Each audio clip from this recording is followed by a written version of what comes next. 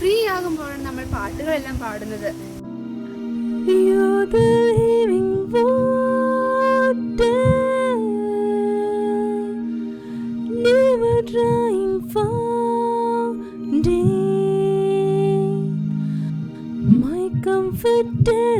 Counselor,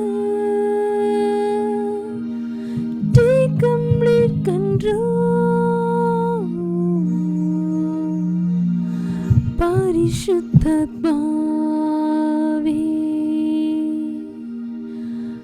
പറന്നിറങ്ങേണമേ,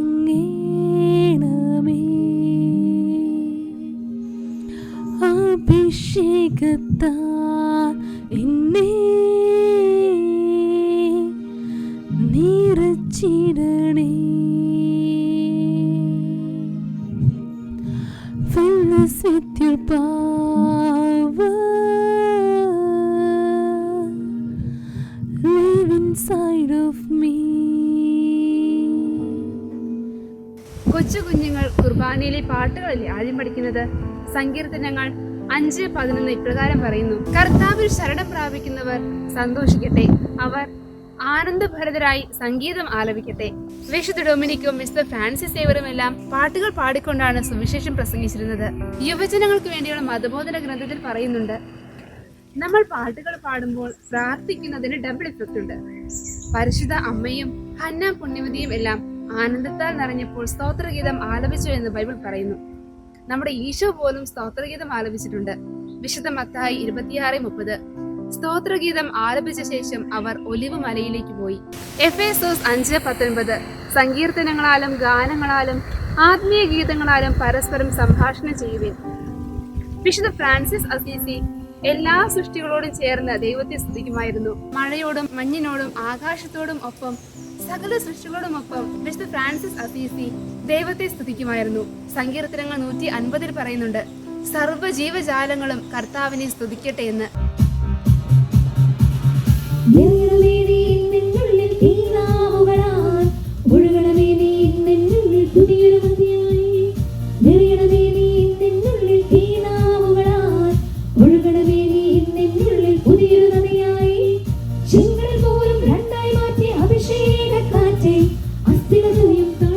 പുതുജീവൻ പകരണമേ പരിശുദ്ധാത്മാവേ, പരിശുദ്ധാത്മാവേ, പരിശുദ്ധാത്മാവേ, പരിശുദ്ധാത്മാവേ.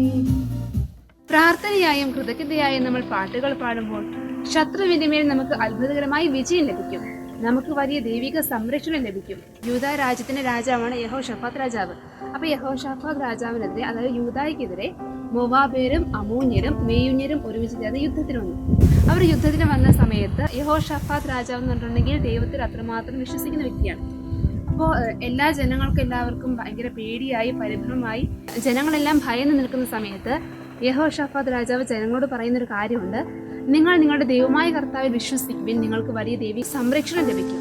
നിങ്ങൾ പ്രവാചകന്മാരെ വിശ്വസിക്കുവിൻ, നിങ്ങൾക്ക് വിജയം ലഭിക്കും. അങ്ങനെ അവർ വിശുദ്ധ വസ്ത്രങ്ങളെല്ലാം അണിഞ്ഞ് സൈന്യങ്ങളുടെ മുൻപേ നടഞ്ഞ് സൈന്യങ്ങളുടെ ദൈവമായ കർത്താവിനെ സ്തുതിക്കാൻ തുടങ്ങി. ദൈവത്തിന്റെ അചഞ്ചല സ്നേഹം ശാശ്വതമാണ് എന്ന് പാടി സ്തുതിക്കാനായി യഹോശഫാത്ത് രാജാവ് ജനങ്ങളുമായി ആലോചിച്ച് ഒരു സംഘം ഗായകരെ നിർത്തിയിരുന്നു. അവരെല്ലാവരും ഒരുമിച്ച് ദൈവത്തെ പാടി സ്തുതിക്കാൻ തുടങ്ങിയപ്പോൾ യൂദായെ ആക്രമിക്കാൻ വന്ന ശത്രുക്കൾ തമ്മിൽ പോരാടി അവർ നശിക്കുന്നതാണ് നമ്മൾ കാണുന്നത്. നമ്മൾ ദൈവത്തെ പാടി സ്തുതിക്കുമ്പോൾ സ്വർഗം തുറക്കപ്പെടും, ശത്രുക്കൾ പിന്തിരിഞ്ഞോടും, നമ്മൾ ശത്രുക്കളിൽ നിന്നും സുരക്ഷിതരായിരിക്കും.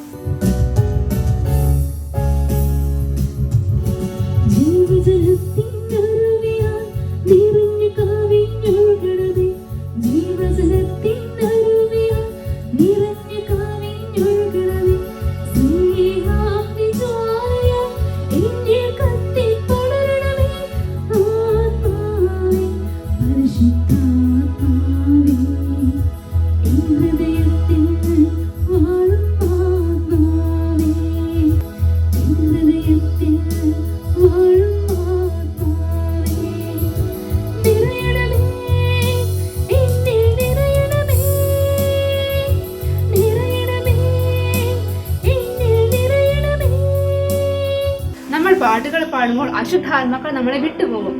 സാമുവേൽ പ്രവാചകന്റെ 1-ാം പുസ്തകം 16-ാം അധ്യായം 23-ാം തിരുവചനത്തിൽ നമ്മൾ കാണുന്നുണ്ട്, സാവൂളിൽ ദുരാത്മാവ് ആവസിക്കുമ്പോഴെല്ലാം ദാവീദ് കിന്നരം വായിച്ച് ദൈവത്തെ പാടി സ്തുതിക്കുമ്പോൾ സാവൂളിൽ നിന്നും ആ ദുരാത്മാവ് വിട്ടുപോകുന്നത് നമ്മൾ കാണുന്നുണ്ട്.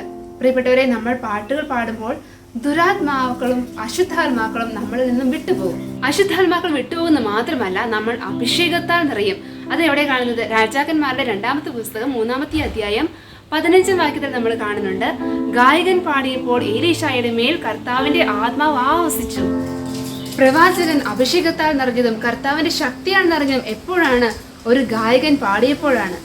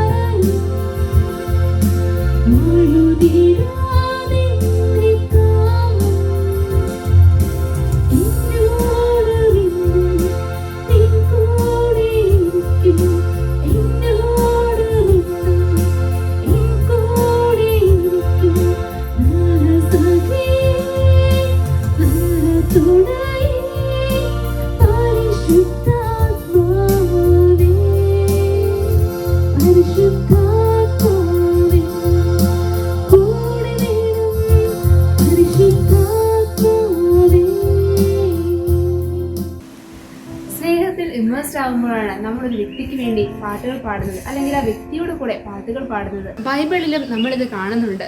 ദാവീദിൽ എൻ്റെ ഹൃദയത്തിന് ഇണങ്ങിയ ഒരു വ്യക്തിയെ ഞാൻ കാണുന്നു എന്ന് ദൈവം പറയാൻ മാത്രം ദാവീദ് എന്താ ചെയ്തത്? ദാവീദ് കർത്താവിന്റെ വാഗ്ദാന പേടകത്തിന് മുൻപിൽ സ്വയം മറന്ന് നൃത്തം ചെയ്തു, ദൈവത്തെ പാടി സ്തുതിച്ചു.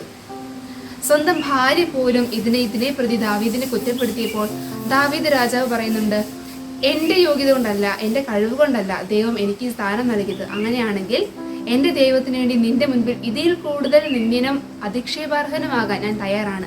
എൻ്റെ ദൈവത്തെ ഞാൻ ഇനിയും ഇതിൽ കൂടുതൽ ആരാധിക്കുകയും പാടി സ്തുതിക്കുകയും ദൈവത്തിന് മുൻപിൽ നൃത്തം ചെയ്യുകയും ചെയ്യും എന്ന് പറഞ്ഞു.